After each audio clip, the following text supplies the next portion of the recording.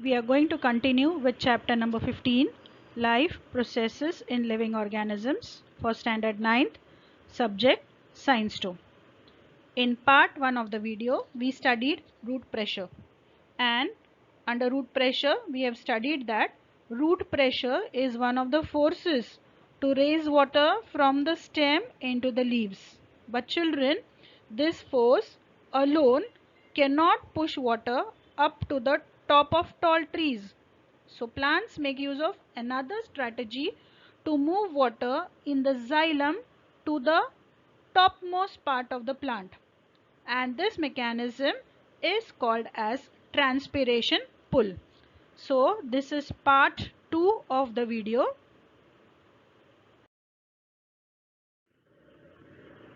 In part 2 we will study transpiration pull and translocation.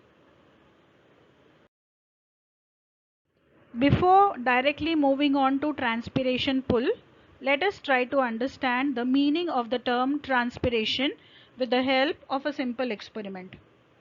So take a medium sized potted plant and cover this potted plant with a transparent polythene bag.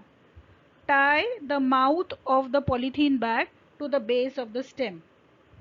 Place this setup in sunlight for about 1 or 2 hours and then observe the polythene bag from outside. We see that the inner side of the bag is filled with water droplets, and this is because of collection or saturation of water vapor which is given out by the leaves of the plant when the setup was kept in sunlight. So this shows that the leaves of the plants give out water in the form of water vapor. But this water vapor is lost not only from the leaves but also from the stem. So this loss of water in the form of water vapor from the aerial parts of the plants is called as transpiration. So we define transpiration as the loss of water in the form of water vapor from the aerial parts of the plants. Aerial means something which lies outside the ground. So as transpiration takes place from the stem and from the leaves, the stem and the leaves are the aerial parts of the plants. So the loss of water in the form of water vapor from the aerial parts of the plants is known as transpiration. The image that you can see on the left hand side is the cross section of a leaf or a transverse section of a leaf. So if we take a cross section of a leaf and observe it under a microscope, this is what we will observe under the microscope. We'll find that the leaf structure has an upper epidermis, and above the upper epidermis there is a protective covering which is called as the waxy cuticle. There is a lower epidermis as well, and between the upper epidermis and the lower epidermis we have the mesophyll tissue. Now you will find that in the lower epidermis there are small openings, there are minute openings, and these minute openings are called as stomata. These minute openings are also present on the upper surface of the leaf, but we'll find that these minute openings are less in number in the upper epidermis than in the lower epidermis. The lower part of the leaf has more number of these small openings called as stomata. Now this stomata is very important part of the lower epidermis, because it is through the openings called as stomata that exchange of gases takes place. That is, carbon dioxide can enter into the leaf for the process of photosynthesis, and oxygen and water which is given out or which is formed in the form of water vapor is pushed out or is thrown out from the stomata into the external environment. So it is through this small opening of the stomata that water vapor makes an exit from the leaves of the plant. Now if you look at the structure of the stomata, we find that the stomata is guarded by two kidney shaped or bean-shaped structures, and these bean-shaped structures or kidney-shaped structures are called as the guard cells. These guard cells control the opening and closing of the stomata. We find that during daytime the stomata is open in the presence of sunlight, and only in the presence of sunlight, when the stomata is open, exchange of gases and water vapor is possible. During night time the stomata closes because there is no sunlight. So as I said, we find the stomata in the lower epidermis. So when water vapor is lost from the stomatal openings, then what happens is there is shortage of water in these epidermal cells. So when water is lost from the epidermal cells, the water has to be replaced once again, isn't it? So these epidermal cells will draw water or take water from the xylem vessels which are present in the leaf. This is the cross section of the leaf once again. Here these are the epidermal cells which are present in the leaf. When water vapor is lost from the stomatal openings, the epidermal cells will take water from the xylem vessels which are present in the leaf. Now when water is lost from the xylem vessels of the leaf, once again the water has to be compensated for. So now the xylem vessels of the leaf will take water from the xylem vessels which are present in the stem. This is the cross section of a stem, and these are the xylem vessels which are present in the stem. So when xylem vessels which are present in the stem, they lose water, then they take water from the xylem vessels which are present in the root. And when the xylem vessels which are present in the root lose water, then the xylem vessels of the root will take water from the soil. So now what is happening? The epidermal cells lose water in the form of transpiration. The water which is lost from the epidermal cells will be replaced from the water which will be present in the xylem vessels which are present in the leaf. When the xylem vessels present lose water from the leaf, then they take water from the xylem vessels which are present in the stem. When the xylem vessels which are present in the stem lose water to the xylem vessels in the leaves, the xylem vessels from the stem will take water from the xylem vessels in the root. When xylem vessels in the root, they transport water to the xylem vessels of the stem. When they are devoid of water, then they take water directly from the soil. So a continuous column of water is created. So this is once again like a pipeline system. When the leaves are losing water, they take water from the xylem vessels of the stem. When xylem vessels of the stem lose water, they take water from the xylem vessels of the root. And when xylem vessels of the root lose water, then they absorb the water directly from the soil. So you see a pipeline is formed. So continuous conduction of water takes place in one direction. So conduction of water from the roots to the stem and from the stem to the leaves is unidirectional. That is, it is in the upward direction.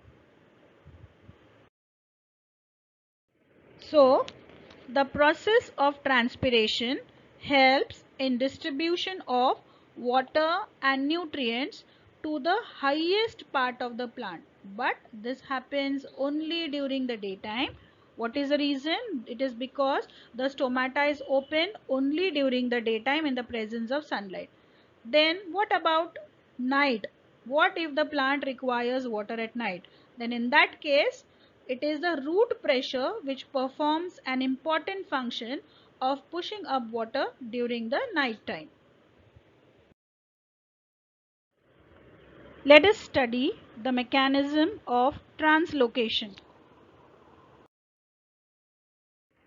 The conducting tissue which helps in transporting the food from the leaves to the different parts of the plant is the phloem tissue. The phloem tissue is made up of different components or different elements, and they are the sieve plate, the sieve tube, the companion cells, and the phloem parenchyma.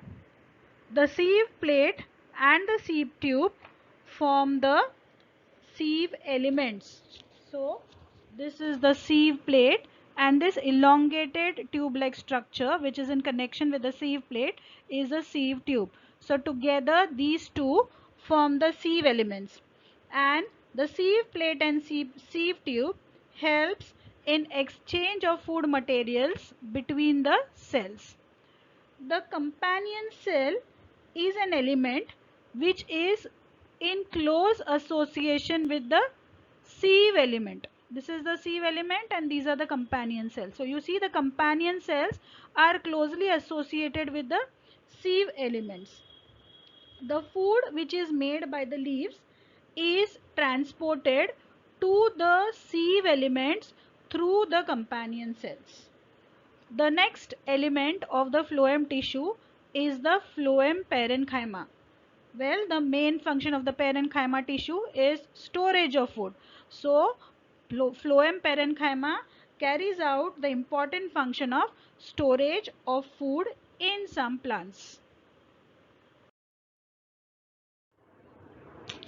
During the process of photosynthesis, glucose is produced. So you can see the photosynthetic reaction. Carbon dioxide combines with water in the presence of sunlight and chlorophyll to form glucose and oxygen. So glucose is the food which is prepared by the plant during the process of photosynthesis. But this glucose is converted into sucrose by some complex chemical reactions. Now this sucrose which is formed is transported to all the other parts of the plant body with the help of phloem tissue. So the movement or transportation of sucrose and other substances like amino acids, proteins and hormones to all parts of plants is called as translocation. And I have already mentioned that the process of translocation takes place through the phloem tissue.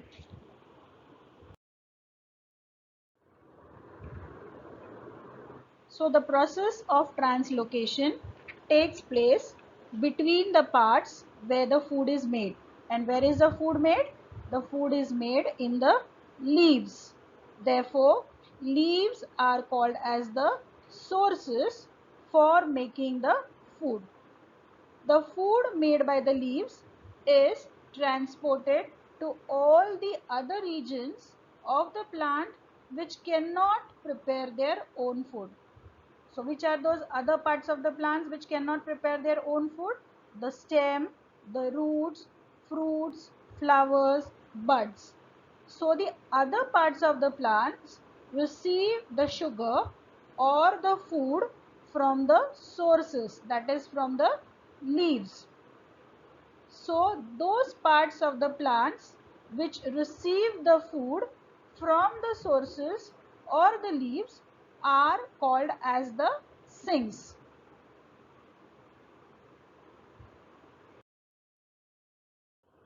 So food is transported from the sources to the sink, wherein in the sink the food is utilized and the excess food gets stored in those parts.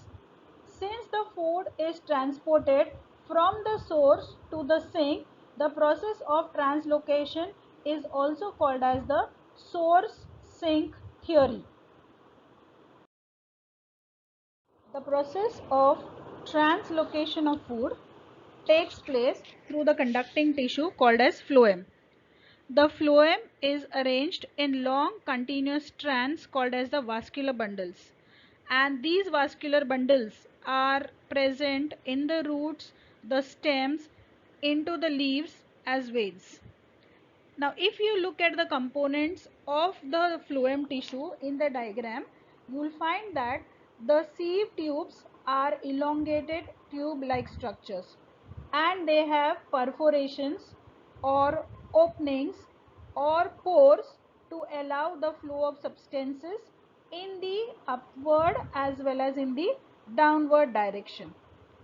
There are cells which are closely associated with the sieve elements, and these cells which are in close association with the sieve elements are called as the companion cells, and the companion cells receive the food from the sources, that is the leaf of the plant. So, how is the transportation of sugar done by phloem? Let us see the procedure. The process of translocation of food occurs through a series of stages. The leaf of the plant prepares the food in the form of glucose, and as mentioned earlier, the glucose is converted into sucrose.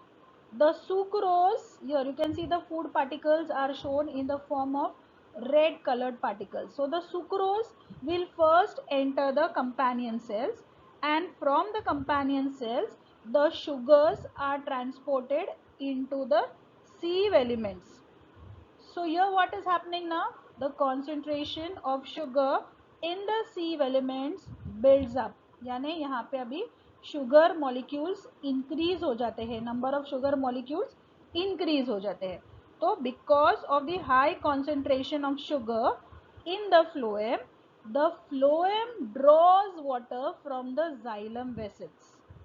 Okay, and water moves from the xylem vessels of the leaves to the phloem vessels or to the phloem vessels, that is to the sieve element. So now the sieve element has high concentration of sugar molecules and water molecules. So what will happen now? Because of the increased concentration of sugar and water, osmosis will take place, and the sugar along with water will be transported to the adjacent cell. When the pressure builds up in the adjacent cell will push water and sugar into the next cell. Then the same thing will happen in the next cell, and this goes on continuing.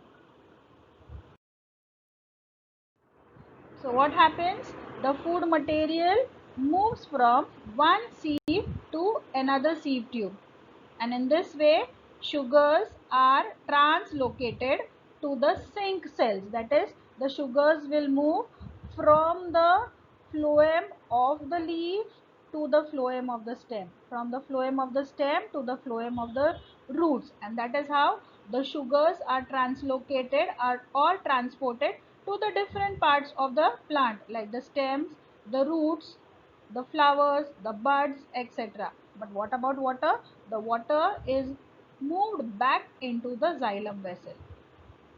So the sugar which is transported to the other parts of the plants is used by those parts of the plant, and the excess sugar is stored in the roots or the stem.